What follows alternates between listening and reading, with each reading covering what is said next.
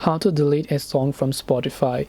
Hey everybody, welcome back to our channel. In today's video, I'm going to guide you through the steps on how you can delete a song from your Spotify, so make sure to watch the video till the end. So if you have a certain playlist or a liked song and then you'd like to delete a song from those respective playlists, all you have to do is go ahead and then open up the Spotify application here.